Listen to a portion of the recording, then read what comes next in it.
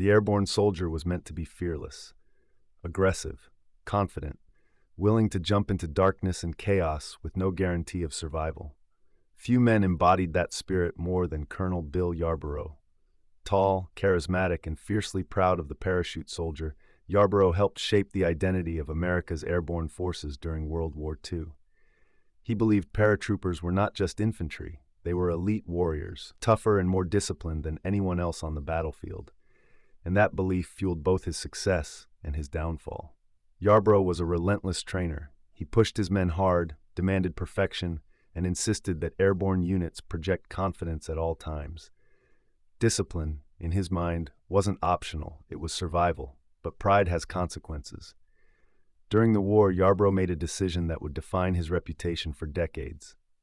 In a moment he later described as high-spirited stupidity, he violated orders during a demonstration jump meant to showcase airborne professionalism. The act wasn't cowardly, it was reckless. And in war, recklessness, even with good intentions, cannot be ignored.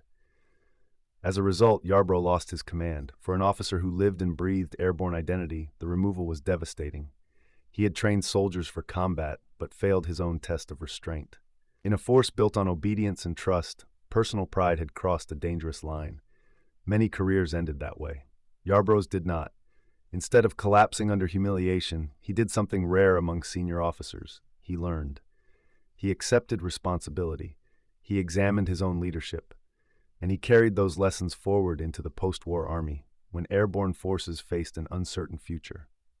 After World War II, as budgets shrank and skeptics questioned the value of paratroopers, Yarborough became one of their fiercest advocates. He shaped airborne doctrine, refined training standards, and helped institutionalize the airborne identity that survives today. Most famously, he played a major role in preserving airborne traditions, including the iconic jump boots and standards that still define elite units.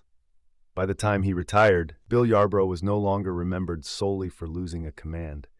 He was remembered for understanding something deeper, that leadership is not about being infallible.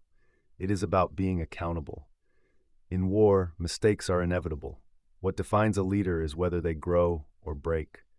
Bill Yarborough conquered the most difficult enemy any officer ever faces, his own pride, and in doing so, he left a lasting mark on the soldiers who would jump after him.